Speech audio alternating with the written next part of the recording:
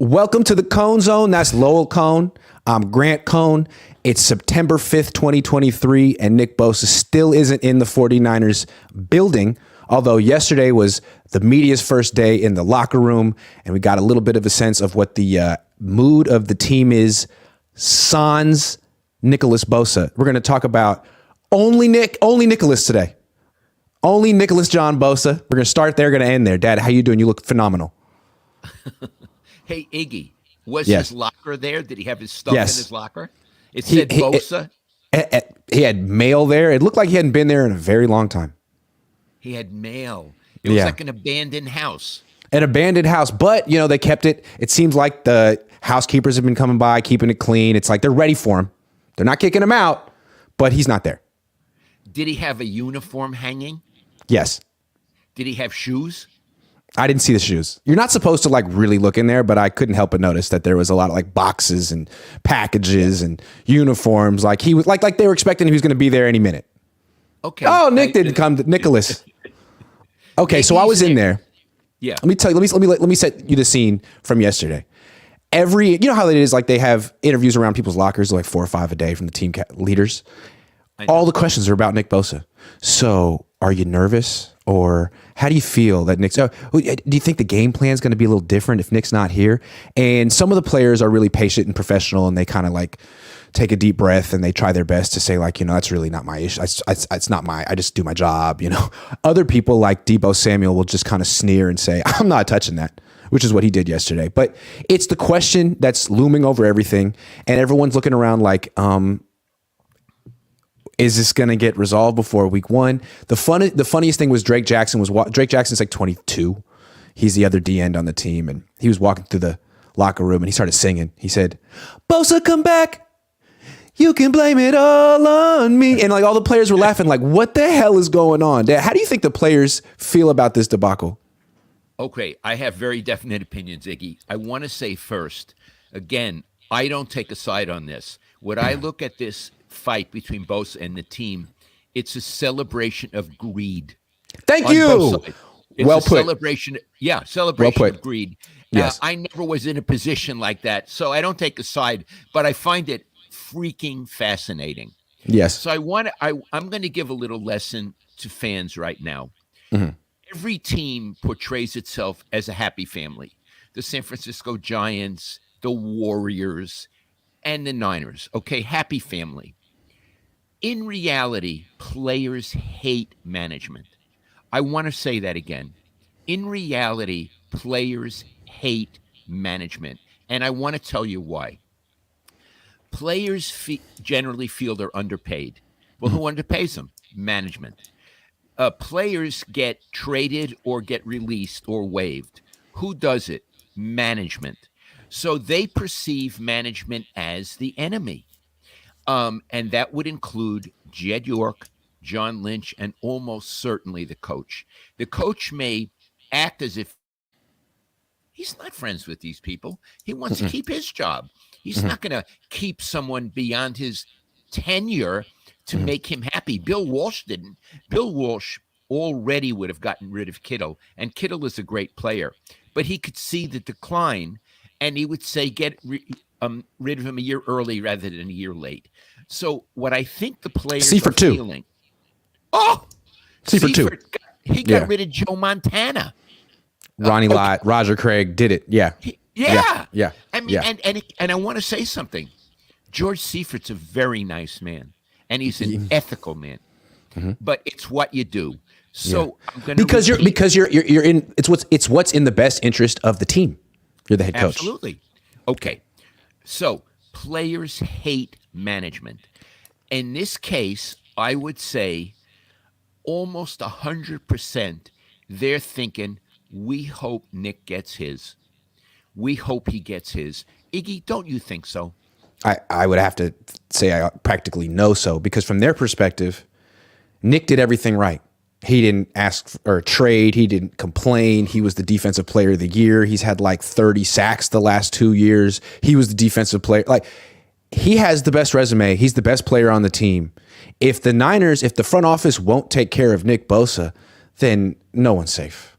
I mean, That's right. No one's safe. Yeah. Yeah.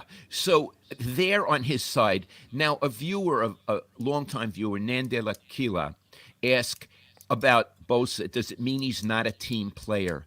I don't think they think about it that way, Iggy. They think about we have It's a business.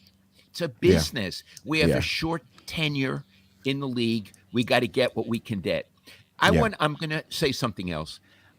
The only player I can imagine who would be on the side of management would be someone like Juszczyk. And I'll tell you why. I think it's probably his last year on the team. Plus, they've overpaid him for what he does. So he probably feels very good about management. Right. He probably is the rare one who doesn't hate management. True. And he knows this is his shot. He needs Bosa on the team. But aside from an outlier, again, I'm not there, but aside from what I presume him to be an outlier, I'd say most of the others are absolutely with Bosa. Yeah, the ones who haven't gotten paid yet, the ones that are looking for their next payday, Brandon Ayuk, I could see that. I don't see them looking at Bosa any differently. I think they know who Nick Bosa is. I think they know what he wants. And I think that they expected the Niners would give it to him. I think, if anything, players in the locker room are starting to wonder about management. Like, what is going on here? I thought we were taking this season seriously. I thought we were talking about the Super Bowl starting fast, and you're really like in a petty game of chicken with our best player. What kind of organization is this? I'm sure, a lot of players in this team are 23, 24. They've only known winning. They've only known good things. And now they're like, what? This is strange, unbecoming of a good team. I agree. And Iggy, it's not only their locker room, it's every other locker room. Yes. This is big news in the league. I mean, people on the Steelers, they're going to play the Steelers in a few days. They're aware that Bosa may not be there. And in the locker room, they're saying, gee, can you believe they're not paying this guy? So they're thinking that in Jacksonville, they're thinking that in Dallas, they're thinking that in Pittsburgh. This is a very bad look for the 49ers organization. Yeah, and beyond the business of it, the reputation of it, just the morale of the competition. I think the team was sort of in denial all offseason. Like, okay, Bosa's not here, but he doesn't need to be here. He'll show up before week 1, and we're going to kick the Steelers' butts. But that's not happening. And I think the players are looking around the locker room like, we're really going to play this game without him, are we?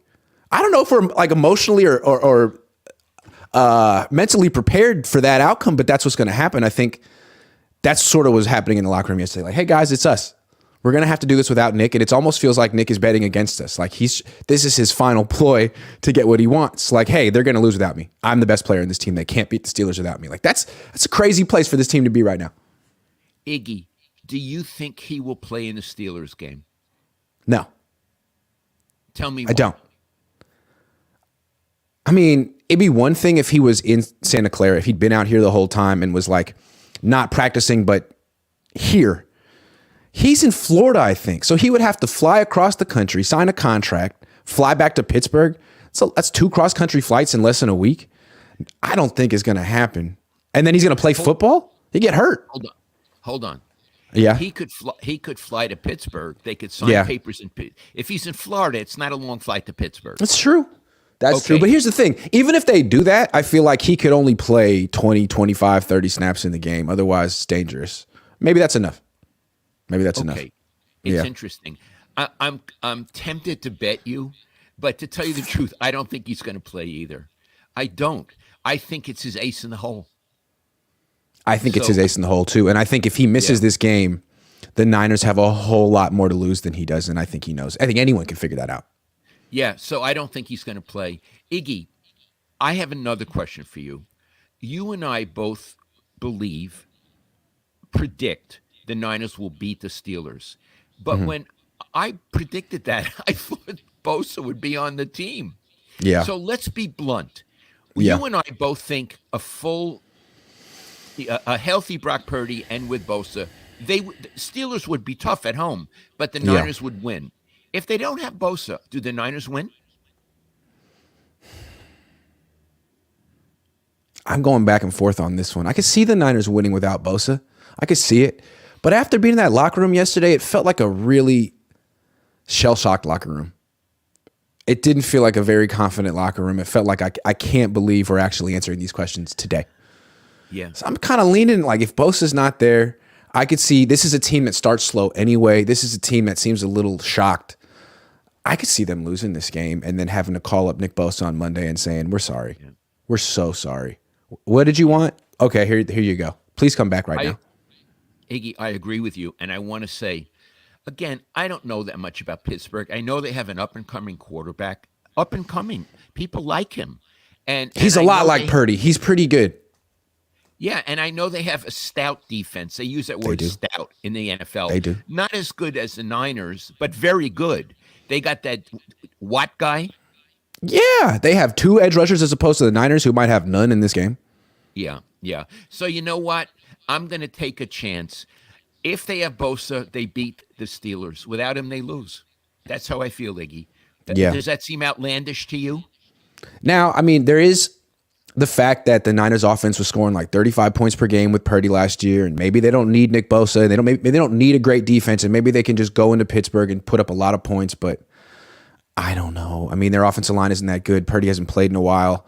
The Steelers have a stout defense. They stop the run. They rush the quarterback. I don't see the Niners scoring 30 points in this game. It seems like it's going to be a low-scoring game. They don't have a good kicker right now. They don't have their best player. They're on the road. They start slow. Looking bad. I think we could agree that pretty much you win with defense. The Niners. That's how they do. That's how they do. You win with so defense. maybe they have a new formula this year, but they're going to have to establish a whole new identity if they don't have Nick Bosa. Yeah, and I'll tell you something else. You know who must really feel frustrated? Steve Wilkes. Oh my God. It's like, can you imagine? Chess. It's like playing chess without the queen. Yeah. If you don't have the queen. And no one's going to give him an excuse. They're going to say, "Oh, Steve Wilkes couldn't keep it going." Well, where's his best player? Yeah. I mean, I don't know Steve Wilkes, but if I were Steve Wilkes, I'm thinking, they're bringing me to Pittsburgh. I'm going to be judged on this performance. I don't have the queen. Right. You have the best, strongest player on the board. What do you expect me to do? Win with pawns? And when they recruited Steve Wilkes, they said, "Look, we want you to run our scheme. You can't really do what you do. We want you to keep the wide 9 and learn what we do. So we don't want to change too much. But you're going to get Nick Bosa in the number 1 defense. What do you say?" And he said, "Okay, sounds good." Vic Fangio didn't want that. Vic Fangio wanted to run his defense the 3-4 way and didn't work out. So now he's in Miami. So the Niners got Wilkes, and he said yes, and he's running someone else's scheme, and he doesn't have Bosa. Doesn't he? He must feel like, hey, management, like you told me I was going to have this guy. Now I'm running your scheme, and I don't have your guy. Like you're going to make me look bad.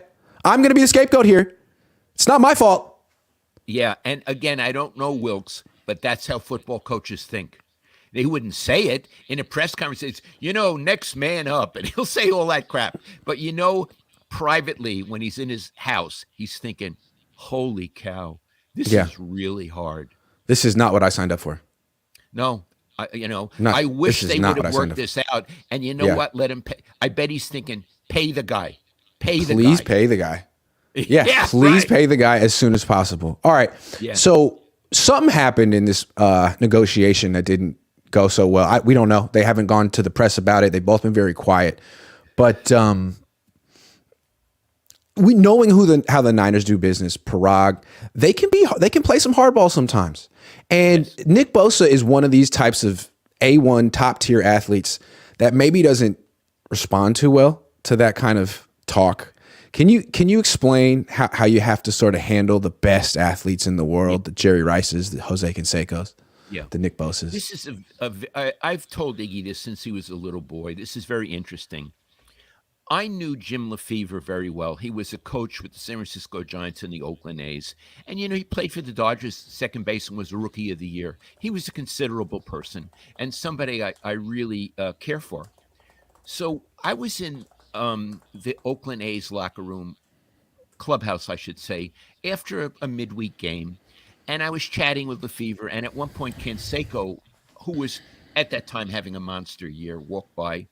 And Jimmy Lefevre started chatting with him, and I'll never forget, he said, make a muscle. And Canseco had really big muscles because I guess he was a steroid guy. And Jimmy was saying, wow, what a bicep. He said, you're such a stud, Jose. We really need you. And then Jose was charmed. and walked away. And Lefevre said to me, "You see what I did, Lowell?" I said, "I did, Jimmy." He said, "When you have a superstar, you have to massage his ego. Right. You want them to have a big ego, and you want them to feel good about their ego and feel good about themselves. That way they Right. can go out and kick ass." And Right. he said, "That's what I do with these people." Well, let's go back to Bosa. You have a guy with an ego probably bigger than Canseco's. I mean, Oh, right? we think Kyle Shanahan's ego is big. Imagine Nick Bosa. Right. It's as big as Alaska, right? His ego is God's as gift big to as football. Yes. Right, right. Yes.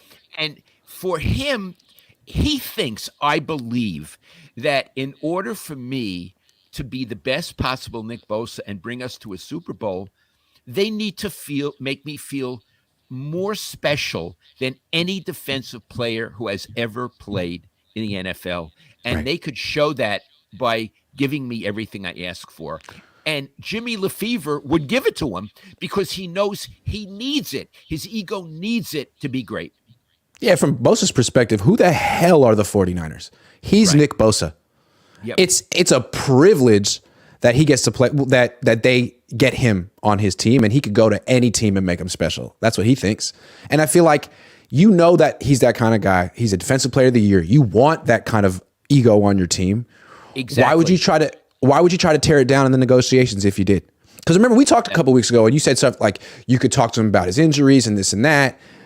I don't know how well that's going to go over. If that's the road you want to go down with Nick Bosa and take him down a peg and humble him, I don't think it's going to work. You probably should just get rid of him. That's interesting. If also there, I just want to say, I don't know how sensitive to these things Parag or Jed are, but savvy organizations understand superstars need to be treated differently. Correct. So their options were massage Nick's ego, give him what he wants, be happy to have him on your team, or trade him. They went with option C.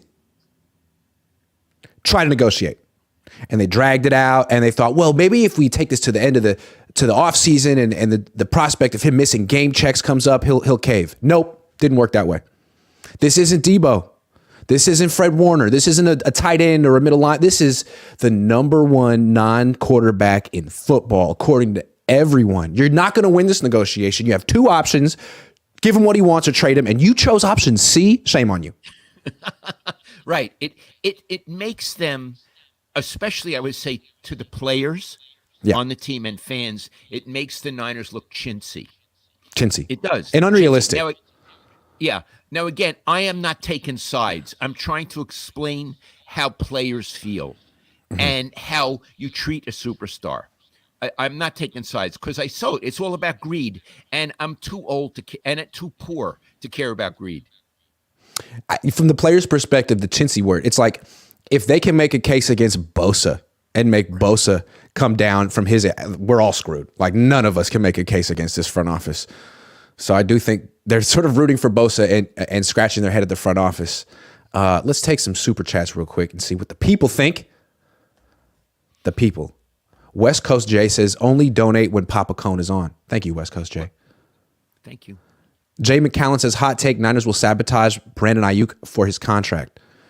I hope not.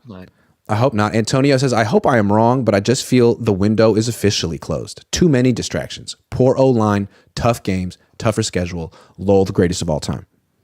Thank you. Antonio, I think you have a point. I don't think it's good to start a season with so much chaos. And the idea that the other day, Monday, I guess, the players had to answer questions about Discord.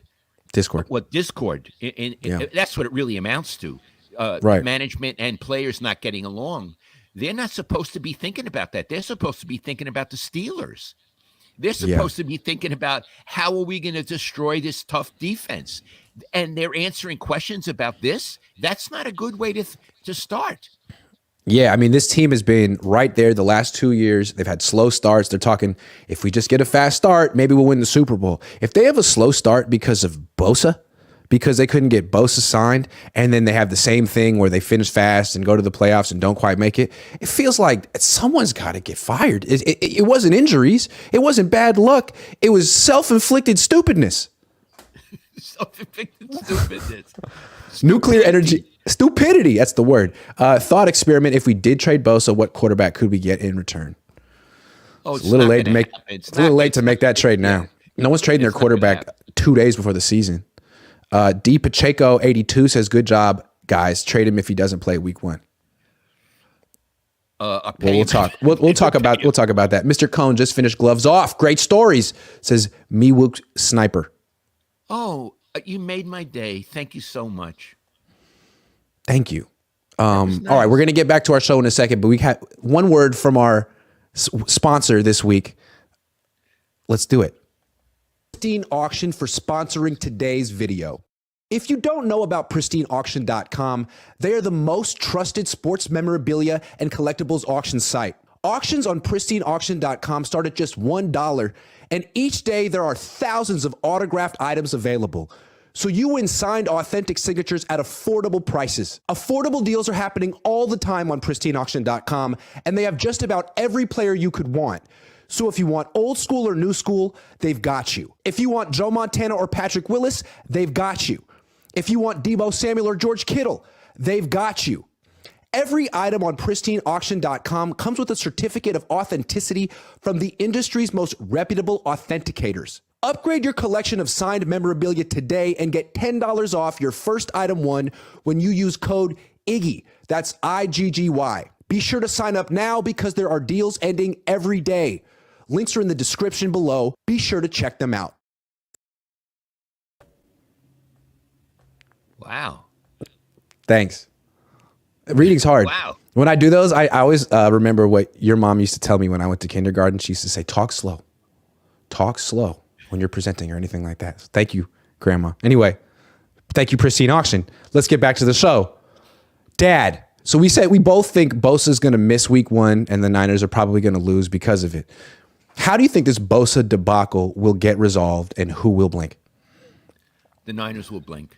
I think, and now this is a scenario where it's a hypothesis. We don't know. We're assuming he's going to miss week 1 and they may lose because of it. I think at that point the Niners say it's not worth it. We want to win, and they cave. I see this as the Niners cave. He gets what he wants. He walks into the locker room, not only a hero, but a savior. Yeah. The players are in love with him. Yeah. And they go on with the season. He faced down the team, the entire team, and won for all of them. And also, they couldn't win without him on the field. They need him. So he's the savior. He is absolutely the savior. I think that's what's going to happen. I think he'll probably sign Monday. I think it's interesting. This is kind of similar to what happened with Trent Williams. They traded for Trent Williams, then they needed to extend Trent Williams, and they almost didn't. I don't know if it was John Lynch or Parag Marate or the Yorks or whoever, but the front office essentially wasn't giving Trent Williams what he wanted. Best left tackle in the game, can kind of name his price. He was going to go to the Chiefs. Chiefs made a better offer. And Trent Williams called Kyle Shanahan, this is all documented, and said, hey man, I'm going to the Chiefs. Just want to let you know. Unless there's something you can do, I really like playing for you, but I'm going to the Chiefs. And Kyle's like, oh, is that the case? Let me make a call. So he called whoever he needed to call in the front office and said, get it done. And the Niners stopped playing hardball and gave Trent Williams what he wanted, and Kyle Shanahan was the one who essentially blinked. I can see that happening again. I mean, I don't think he's in charge of these negotiations, like, even though he's essentially the most powerful person in the organization. I'm sure he probably delegates this to Parag and John and everyone else in the front office, but at some point, Kyle can say, enough is enough. It's my team, enough is enough. Give him what he wants. I think he'll probably do that if he loses a game. Okay, Iggy, let's do the other scenario. That he signs before the game. How would that come about? I mean, he could sign today. True. I mean, today is Tuesday, and the game is Wednesday, Thursday, Friday, Saturday, 5 days away. Let's say he signs. He doesn't have to be in the building to sign. You can do DocuSign. It's all kind of things they can do. They can send a representative to meet him in Pittsburgh. All kind of stuff. He knows the plays. Do you think it's possible that he could sign this week? I'm saying it's possible. I think it is possible. Like the scenario I painted with Kyle Shanahan making a call saying enough is enough. He could do that this week. Yeah. Yes. He could do that Friday. He could say, guys, thank you, Parag. Thank you, John. You guys did a great job. You really did it. But it's enough. Give him what he wants. I want him on the field on Sunday. Right. Do what I say. I hired you, John. Literally hired you. Yeah. Yeah. So I can see Kyle doing that. Absolutely. So the scenario where he doesn't play and they lose is a hypothetical. I'd say it's more likely, but it is still, I'm giving 40% possible they work it out and he does play. But either way, it's the Niners who blink, not Bosa. Bosa is in a much stronger position than they are, and he is adamant. It's clear he and his agent, who is really a hard guy from what I understand, are not going to move. Yeah, and I keep coming back to the ego massaging thing you were talking about. If the Niners tried to do the opposite and knock his ego down a peg, I could see the Bosa's like, holding a grudge forever. I do. I mean, anytime anyone says anything not nice about me, I file it away for the rest of my life. I do. I hate it. So I can see Bosa being that way. I'm not like him at all. I mean, my ego is only the fraction the size of his, but it's big. It's real big. And Bosa's large. So I can see that. Oh, I'm an injury risk? Uh-huh. But you want me on your team, right? So now you're going to have to pay me even more. Thanks. Thanks for making that clear. Now I'm going to miss week 1 and week 2. And as ever many weeks, however much it takes, it'll be interesting to see if the Niners don't cave after week 1 and this goes on and on. It could go 7 weeks. Well, Iggy, I think they'd cave after the first week if they lose.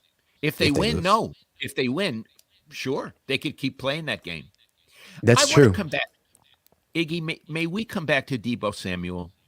You're saying other people talked about it, but when media approached Deebo, what was his affect? Was he dismissive?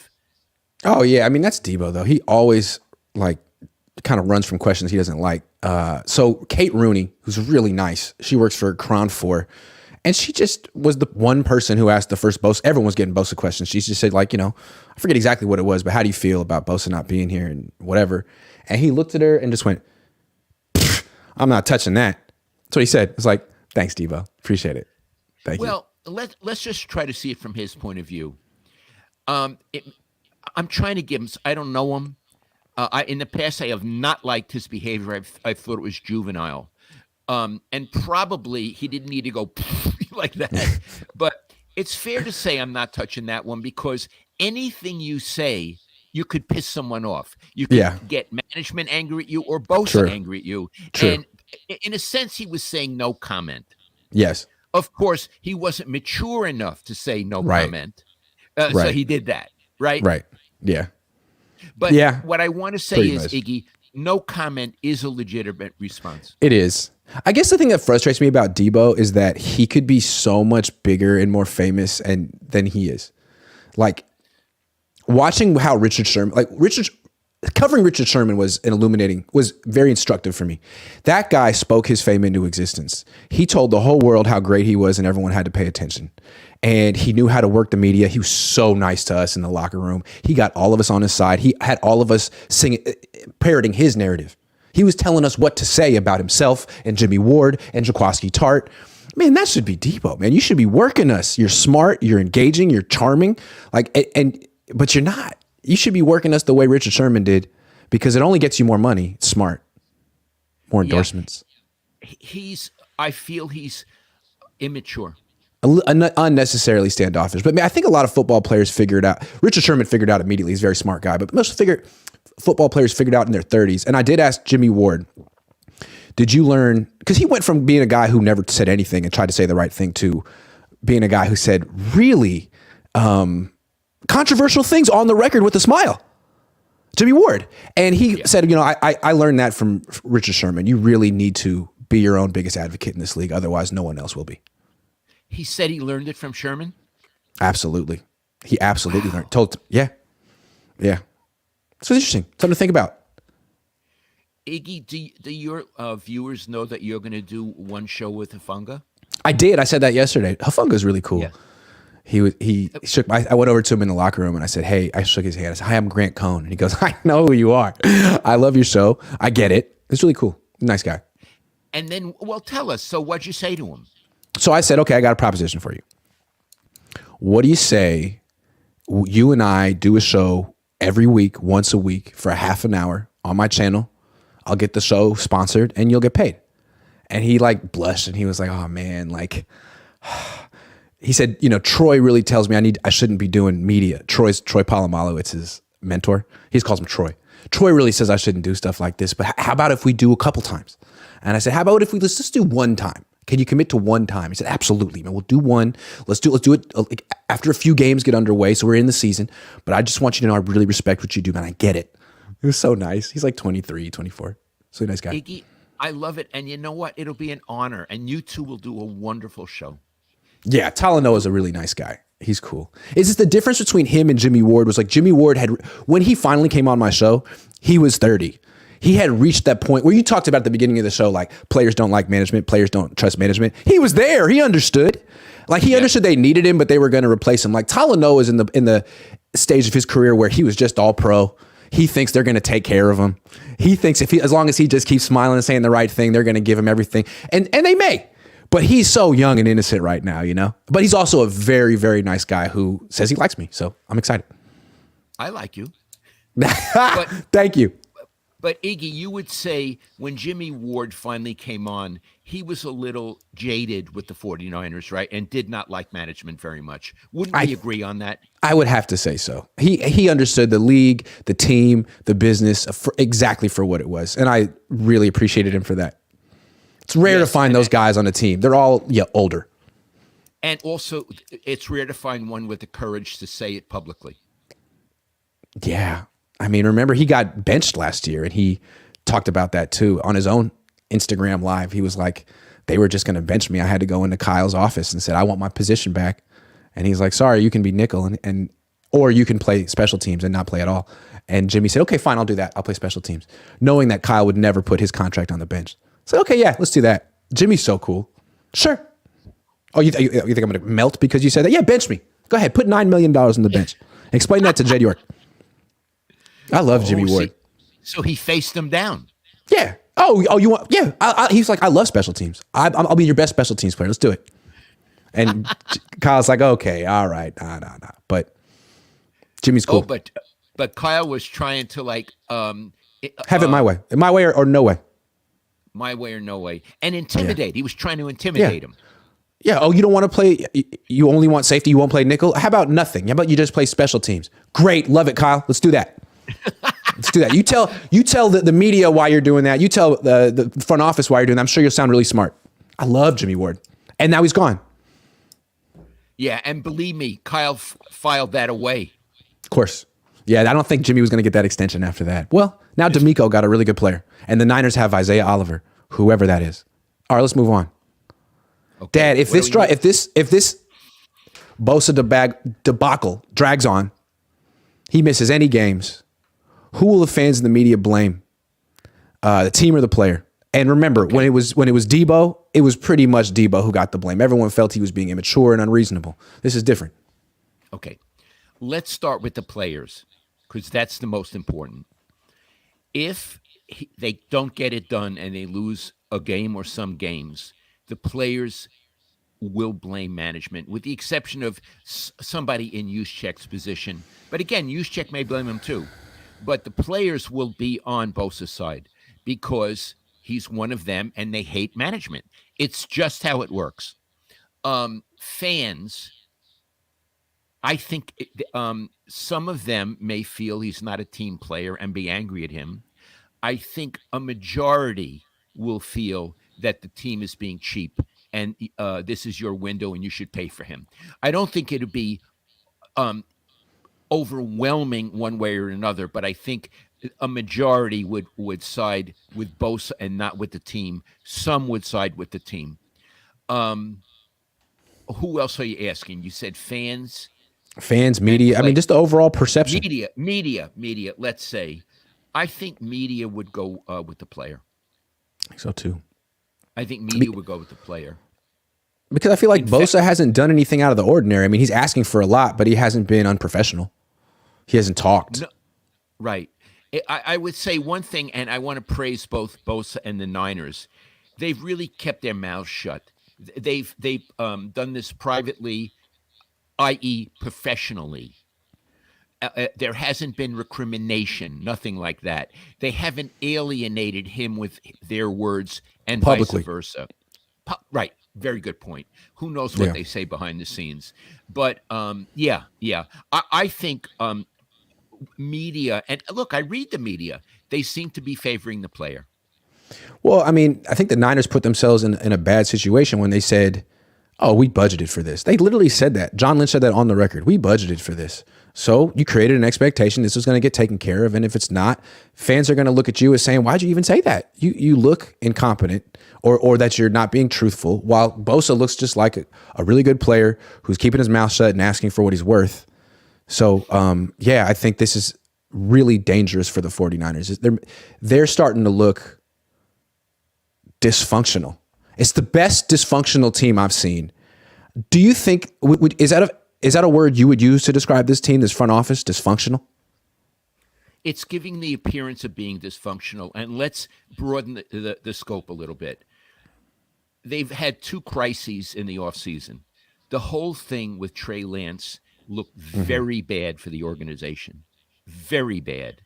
And fans, I'm talking about on broadcasts like this one, were almost universally critical of the organization for how they drafted him in the first place, how they blew it developing him, and how they shuffled him off. And they took a big public relations hit, and then they immediately then segued into the Bosa crisis.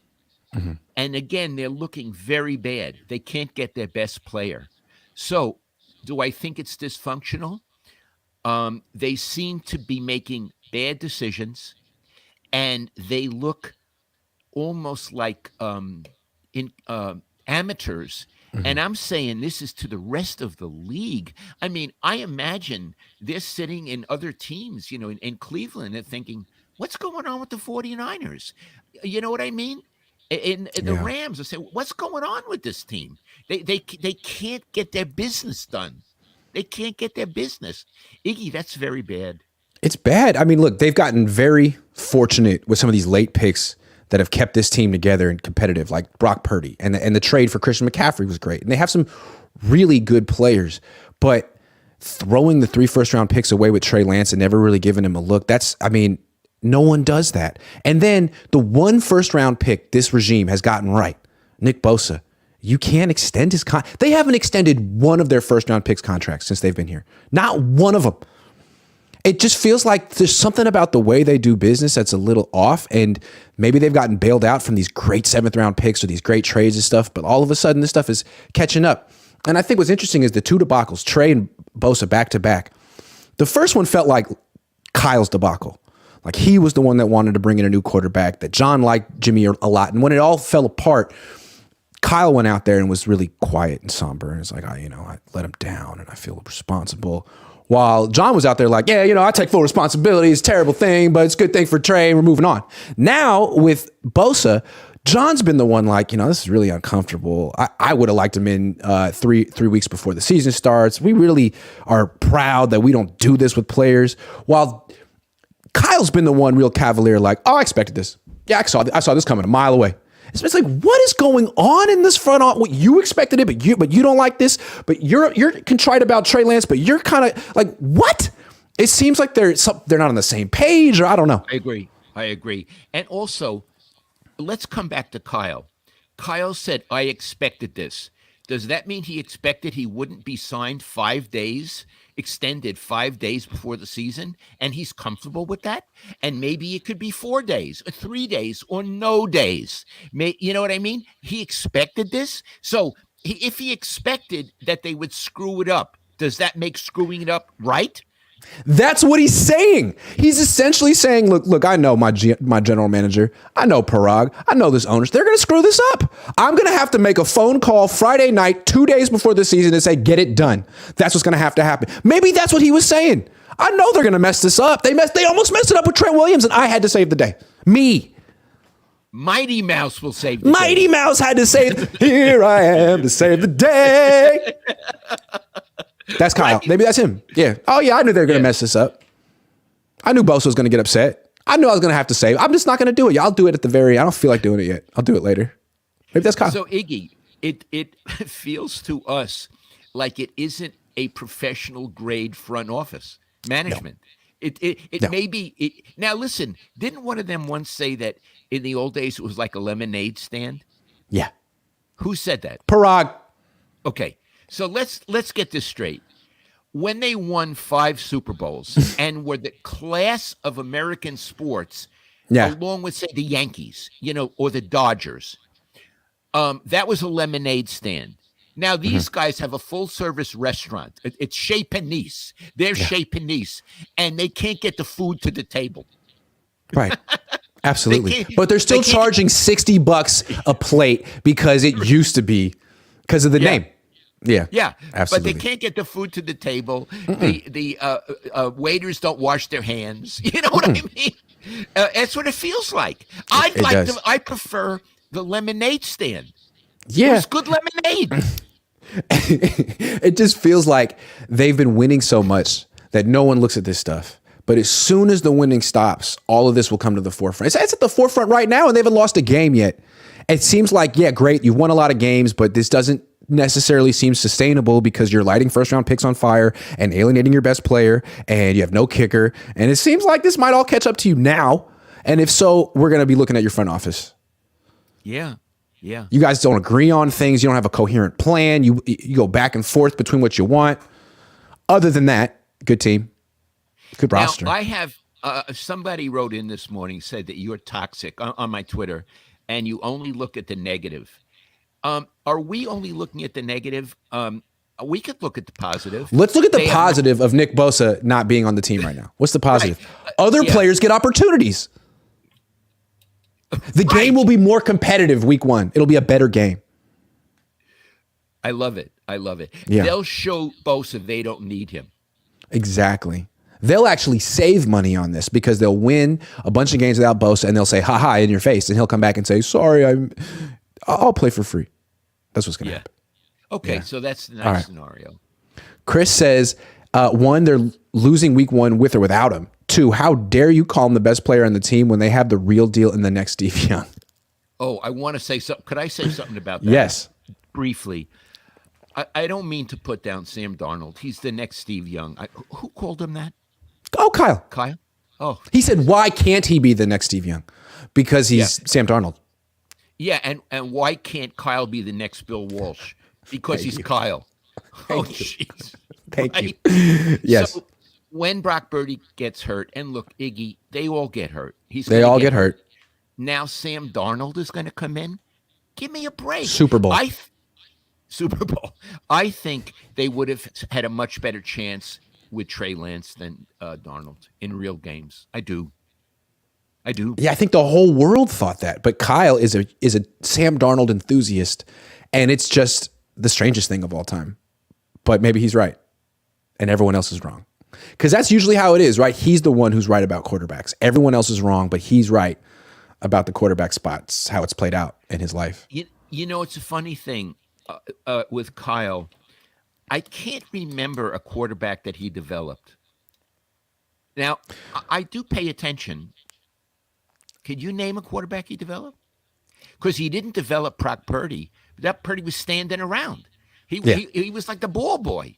And he said, oh, God. He was the water boy. He was the water boy. Yeah. He was the water boy. He was the water boy. And he didn't develop him. He got developed in college.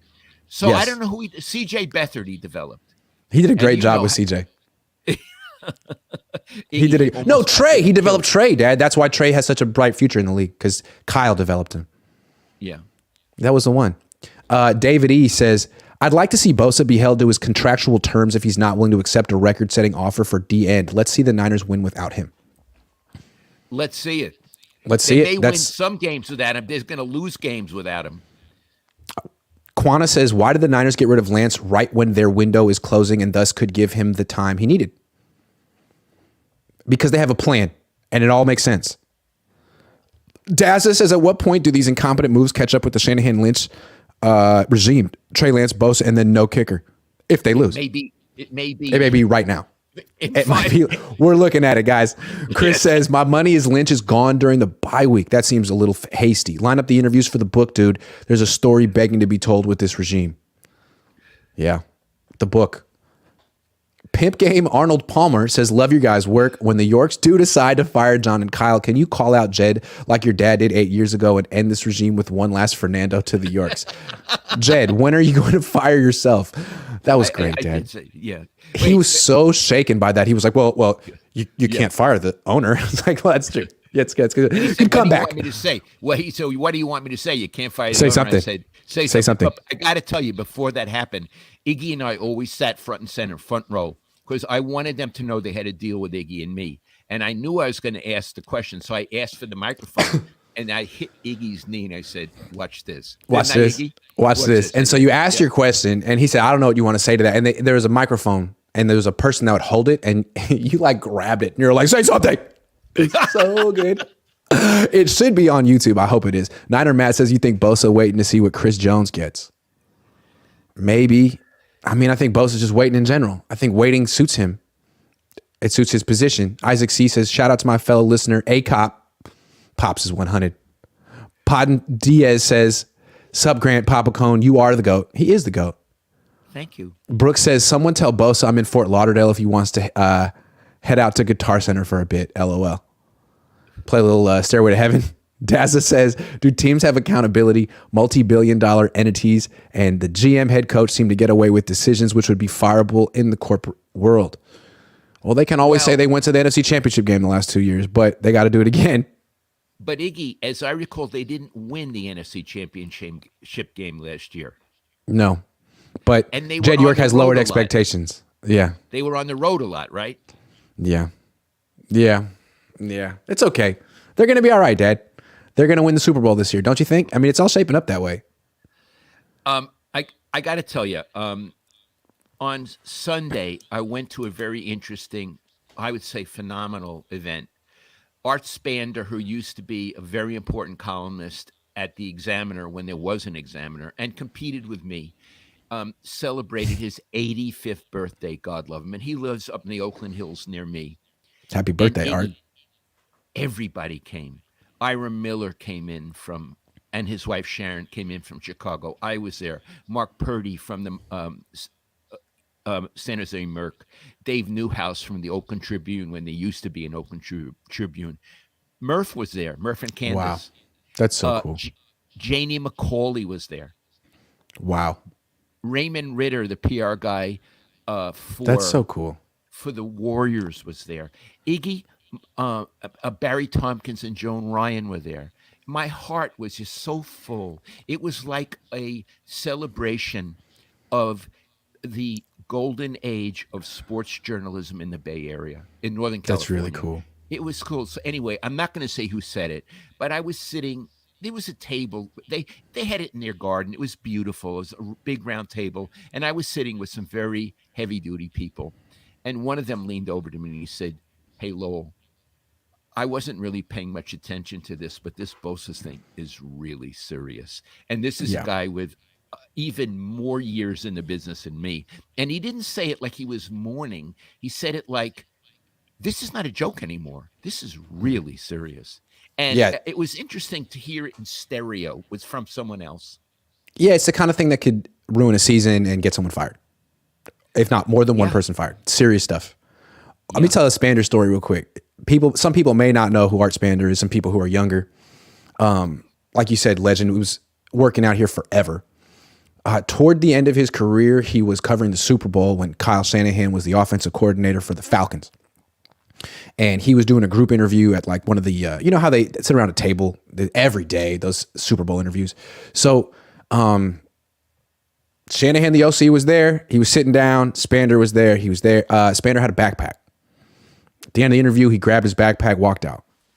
Turns out it wasn't his backpack, though. It was Kyle's. And it had the game plan for the Super Bowl. The whole game plan. And Kyle freaked out. The Falcons freaked out. He thought the Patriots had stolen it. But it was just Art.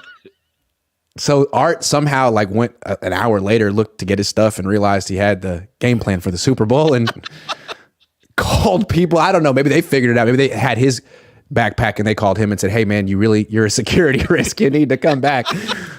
So I don't know. Then the Falcons lost the Super Bowl. So you tell me what happened. I don't know. Iggy, that's one of the famous Art Spander stories. It's phenomenal. And I want to tell you something else. Another thing about Art Spander, he was a great golf writer. And golfers are very distant from the press.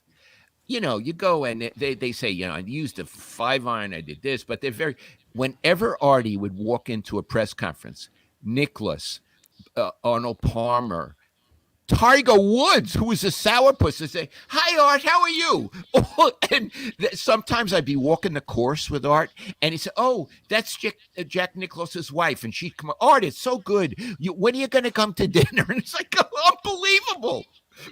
That's really cool. I remember we would go out to dinner with him in Seattle, and he had has great taste in freaking wine for sure. Yeah, he's way beyond me. He's really good. He has a wine cellar, Iggy. He must have thousands of bottles. And he's gone to like every Rose Bowl ever. Like he went to like 80 consecutive Rose Bowls, right? He's something crazy like that. Yeah, a lot. Yeah. Yeah. Well, shout out to Art Spander. I love Art. Dazza says, "Do teams have a got you?" GEC Enterprises says, "Lowell, can we hear how great Grant's bat mitzvah was?" Man, screw you. It was a shitty thing? Yeah, he said my bat mitzvah. It was a bar mitzvah. Get out of here. Pimp Game Arnold Palmer says it was nice. It was quite nice. That Temple Sinai in Oakland. Yeah. We all kvelled. We loved it. Yeah, my voice hadn't really dropped yet, so I was like singing real high. Those Aaliyahs. I was like, you know what I'm saying? Pimp Game Arnold Palmer says, "Why does everyone hate on you on Facebook?" I don't know. I don't go. What, you go on Facebook? Why would you ever spend any time on that hellscape? Chris Tellerico says, "Haha, don't tell them they didn't win the Super Bowl or championship games. They think they did. They got confused. NFC West champs and the best roster equals rings." I agree. That's how they look at it. They whenever they lose, they won. Yeah, it's just they had a little bad luck. All right. Well, good luck. This is your year. If it ain't this year, it might be no years.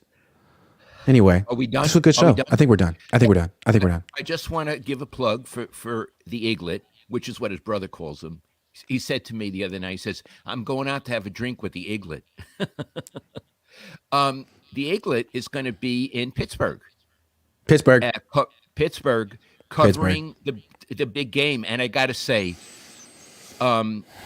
this game is a big deal. First of all, it's the opening. You don't call it the opener. It's the first game of the season. Baseball's opening day. It's the first game of the season against a worthy opponent in their building. It's a real test for the 49ers. And it has the feeling of maybe a predictor for the season. And it feels to me like a playoff game, Iggy. Absolutely. Right off the bat. It's so good. Yeah, absolutely. It's everything. Listen, finally, this game is everything I love about football, and I love football. And the Bosa Trey Lance is everything I dislike about football. I don't want to think about that crap. Who wants to think about it? I don't want to think about business. I don't go to sports to think about business. I go to watch games because even at my age, games are wonderful. They're filled with suspense and action and great plays and a resolution. It's everything that a Shakespeare play has. I love them. And here's why I prefer football to all the other team sports. It's not just that it's a big game and they're going to Pittsburgh and they could lose. In football, you could get hurt. You know, it's a fight. It's not just a game. It's like a game and a fight. And if the Niners aren't ready, like this could be disaster. It's not just a loss. You could lose your quarterback. You could lose your. I mean, if they're not ready for this game, they could get beat up. So I'm curious to see because the Steelers are going to be ready. They're home. They're a well-coached team. They're always ready week one, even if not the best team. Are the Niners? They're never ready week one. And it looks like they're especially not ready this year. Yeah. And I can say one thing. The Steelers, especially their defense, is out to hurt you. Not to play dirty. I'm not saying that. But they're out to put hits on you. They're out to hurt you. This is a serious defense, Iggy. We went to Pittsburgh. They played in Pittsburgh week 2 in 2015. Tom Sula. That was their road opener. They lost. Oh my God, it was like 48-17 or something. I remember Carlos Hyde was coming off like a 150-yard, 3-touchdown performance week 1. He was supposed to be hot shit. The Steelers lit him up so bad. He didn't come out for the second half. He just didn't come out for the second half. I don't know what exactly the issue was, but he just tapped out or he got hurt. Like, I've never seen someone get lit up like that. So, yeah, it's a serious team. We'll see what they got. Yeah. And Tomlin is a serious coach. Yeah, he's a serious coach. Like, he may not be the most sophisticated with his schemes and stuff, but he will have his team ready to go. Yeah, and maybe that's more important week 1. Well, in fact, Iggy, you don't hear anything coming out of Pittsburgh. They're preparing for a game. Yeah, no controversy. No problem at kicker, quarterback, D end. It's just they're ready to play football. They're ready to play football. Damon says, have you watched Winning Time yet? I have. Kyle is 100% Westhead. Dude was totally going to bench Magic for the sake of his system. You knew Westhead, right? I did know Westhead, yeah. Wasn't he like an English teacher? Yeah. Now, again, I didn't deal with him when he was with the Lakers. He was with the Warriors. Westhead was quite a nice man. I don't know what happened with him and Magic. I do know that Magic got him fired. I do know that. And Al Adel said to me at the time, he was the coach of the Warriors, he said, Lowell, this is very bad. I never heard of a player getting a coach fired. But now in the NBA, now it happens all the time. Happens all the time. Grant, are you tapping into your Italian side with that chain and haircut? Wasn't sure if this was the Cohn Zone or the Oakland Shore. GTL all day, baby. Yeah, I am tapping into my Italian side. Thank you. Sven says, Grant, do you ever take moments when you're at opposing stadiums to take a moment and appreciate where you're at? Absolutely, I do. Yes, I do. Hell yeah. Hell yeah, I do. And Pittsburgh's a real good one. It's a road trip I make, once every 8 years. It's in the AFC. Doesn't come around very much, and it's a really extraordinary town. Oh, I love it. A beautiful town. A beautiful town. Yeah. All right, Dad. That's the show. Okay. I love you, and I'll call you right now. I love you. Thanks, Iggy. Right. Goodbye, everybody. Thanks, guys.